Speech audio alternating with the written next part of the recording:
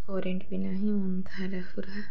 नमस्कार जय जगन्नाथ सामने आशा कर बहुत भलरे थे। मुझे भलरे अच्छी टे देहटा खराब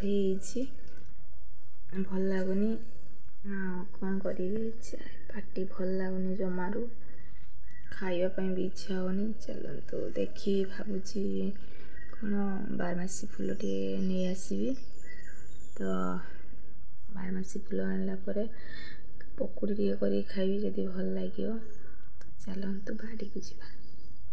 बाड़ी को मु पड़े आसी देखु बारमासी फूल ये तो मुझे बारमासी फूल नहीं कि आसली हाथ पाऊनी नगी भी कौटी अच्छी के जानी पाइलिनी से जहाँ पाइली सब ताकू नहीं पड़े आसली।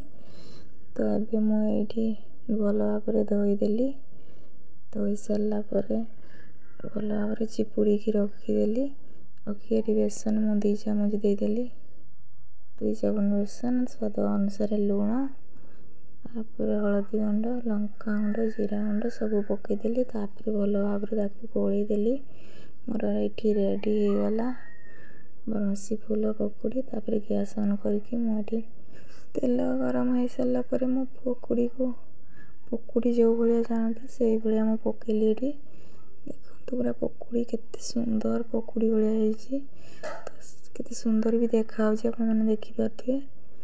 आउ थे मुझे पकई देली तो आउ थे ओल्लईदेली देखु केते सुंदर देखा बहुत सुंदर होई। आपण मैंने भी बारमासी फूल पकुड़ी घरे करके खातु बहुत सुंदर लगे।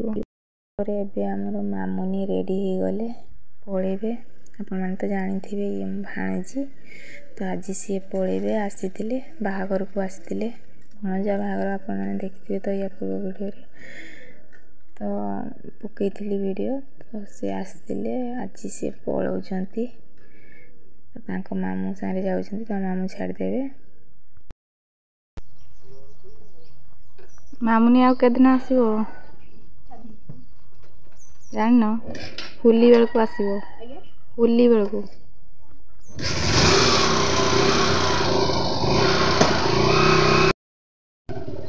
मामुनी तो पड़े मुझे कौन करी रोषे करदेवी भाविली तो से मुझे कोबी आलू भाजुची तो भाजी सारापर मुझे रसा करी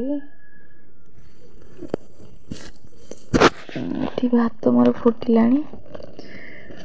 कोबी आलू भजा भी हो गलानी मोर एबे मु प्याज टे काटिदेवी और टमाटो काटिदेवी से ऑफिस जाइछंती तो से मामुनी को बस रे बसईदेवे तापर ऑफिस होइके आसवे आसला परे खाइबा। खटा खटी एबे सरीगला परे मु एबे तेल भी गरम हो गलानी प्याज पकईदेवी तापर रोषे करी एबे मसला कषा भी मोर हो गलानी टमाटो भी पकई देइछि